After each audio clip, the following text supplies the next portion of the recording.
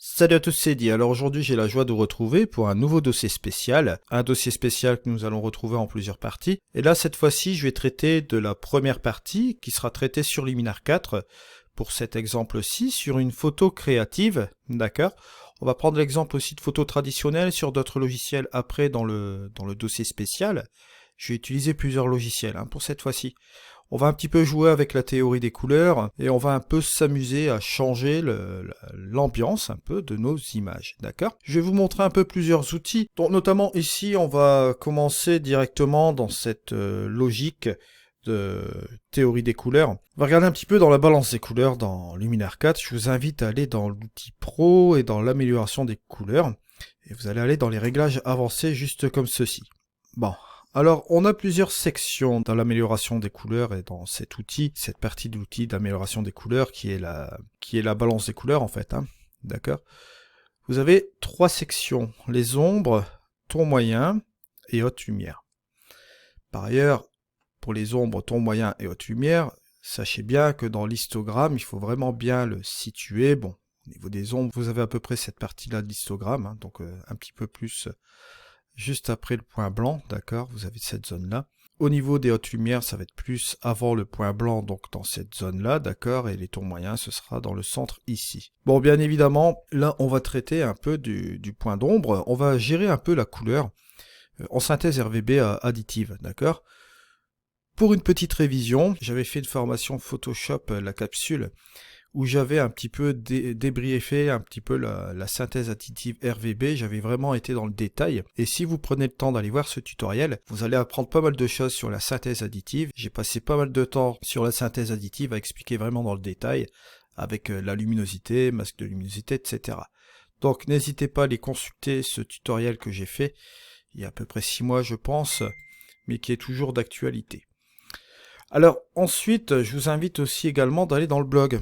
Je vous mets toutes les informations sur tous les logiciels et notamment Luminar. Je vous ai mis les dernières informations sur Luminar notamment. Et je vous ai fait deux petits articles qui sont assez sympas, qui concernent ma vue sur la photographie en règle générale. C'est un article assez long, avec un classement des logiciels de post-production. Et vous avez aussi également le composé à l'ultra grand angle en paysage. C'est un dossier que j'ai fait aussi spécialement cette semaine en 3 parties. Et là, on va continuer notre dossier avec la couleur. Justement, on va continuer comme ceci. Donc voilà, donc n'hésitez pas à aller voir le tutoriel que je vous ai conseillé juste avant. Et là, on va repartir de plus belle dans notre tutoriel. Alors ici, au niveau de la couleur, comme vous pouvez le constater ici, vous avez du vert. D'accord? Bon, du vert dans l'ensemble de l'image. On va sélectionner les ombres. D'accord? Et vous allez voir qu'on peut changer la donne dans notre image ici. Par exemple, je vais simplement modifier la colorimétrie dans les ombres et je vais sélectionner la couleur bleue juste comme ceci. Regardez l'ambiance qu'on a directement comme ça. Si je sélectionne le curseur des verts, je vais monter un petit peu le vert, ce qui va se passer, vous voyez, on va un peu changer l'ambiance de cette image directement là et on va teinter un petit peu notre colorimétrie dans les ombres et on est passé de ça, vous voyez, à ça. On a un petit peu rendu l'aspect un peu plus dramatique encore que n'y était justement auparavant, juste comme ça. Là, c'est un petit peu plus chaud, mais là, vous voyez, hop, on ajoute quand même un petit peu plus de drame dans l'image. Ok? Alors, bien évidemment, bien comprendre ces curseurs-là, pourquoi ils ont été positionnés de cette manière-là. Bon, comme je vous le disais, allez voir la synthèse additive RGB, comme ça vous allez comprendre de quoi je parle. En fait, ici, vous avez les curseurs sont classés par couleur opposée. Inutile de vous dire qu'ici, par exemple, vous avez le rouge et le cyan, d'accord? La couleur complémentaire du rouge, c'est le cyan. D'accord? Si je vais un peu sur ma petite vidéo que je vous disais là, vous voyez que forcément, le rouge et la couleur complémentaire opposée, c'est le cyan. D'accord? Donc dans cette logique, forcément, là vous allez retrouver les curseurs qui vont se situer de la même manière pour le reste. Couleur opposée du vert, magenta. Couleur opposée du bleu, jaune. D'accord? Vous allez les avoir comme ça.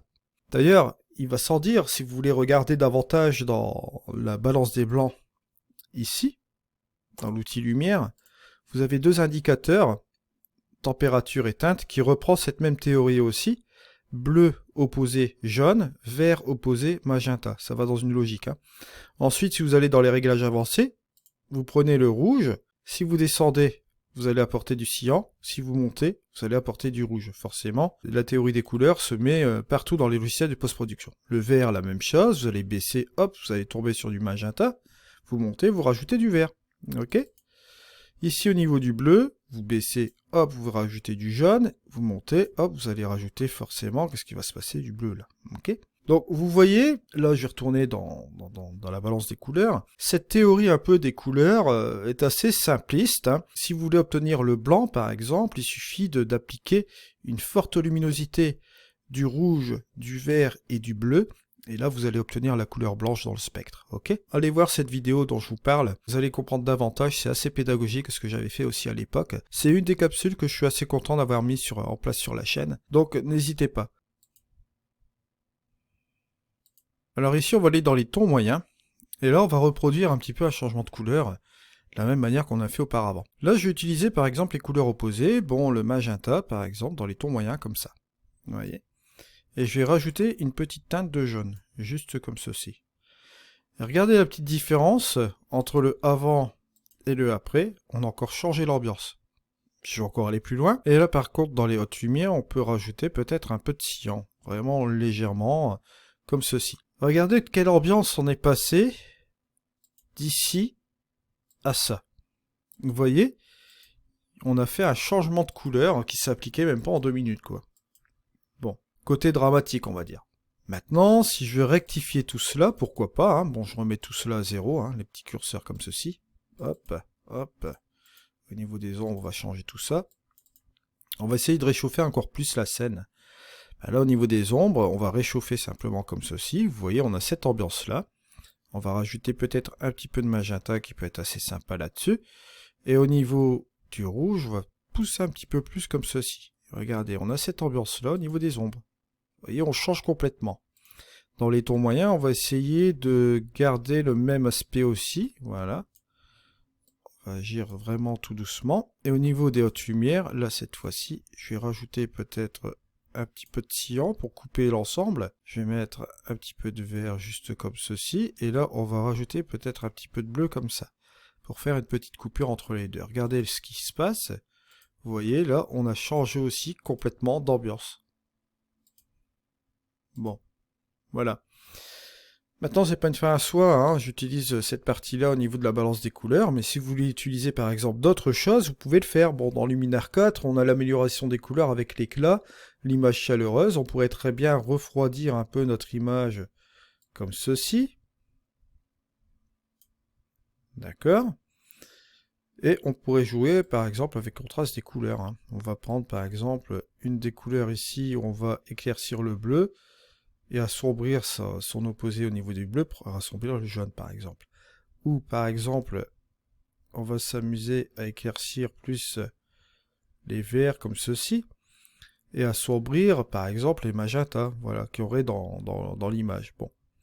À vous de voir un peu comment cela se passe. Hein. Si vous voulez exagérer d'ailleurs la chose, vous pouvez le faire avec le contraste des couleurs comme ceci, pour voir où vous partez. Vous voyez, si vous voulez éclaircir la zone bleue, vous le faites comme ceci. Et vous voyez que le jaune est assombri, vous voyez, et vous pouvez faire l'inverse aussi, jaune éclairci, et après vous réglez votre curseur, et de le mettre à ça. Vous allez aller progressivement comme ceci. Voilà. Vous pouvez toujours aussi également, si vous ne voulez pas jouer avec ce curseur-là, rajouter un petit peu de chaleur dans votre image, juste comme ceci. Ou rajouter des couleurs froides, hein. Vous avez ces deux curseurs-là qui peuvent vous aider aussi. Et comme je vous l'ai montré tout à l'heure, là on va rester comme ceci. La balance des blancs, vous pouvez utiliser la balance des blancs de manière créative ainsi qu'avec la teinte. Vous pouvez ramener plus de couleur bleue, mais là sur l'ensemble de l'image. Et ici au niveau de la teinte, vous pouvez ramener par exemple du magenta, un truc comme ça.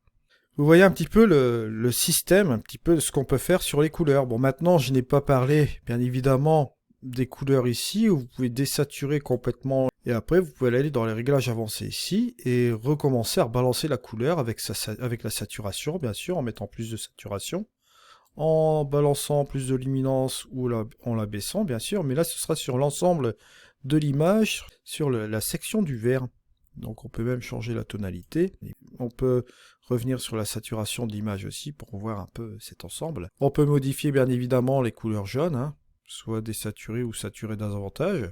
Vous voyez, vous avez plein de possibilités. Au niveau de la théorie des couleurs, comme je vous le dis là, vous pouvez facilement faire un color grading sur différentes choses comme ceci. Voilà, maintenant on va passer à notre second exemple. Là, je vais passer sur un autre logiciel de post-production. Allez, on se retrouve juste après.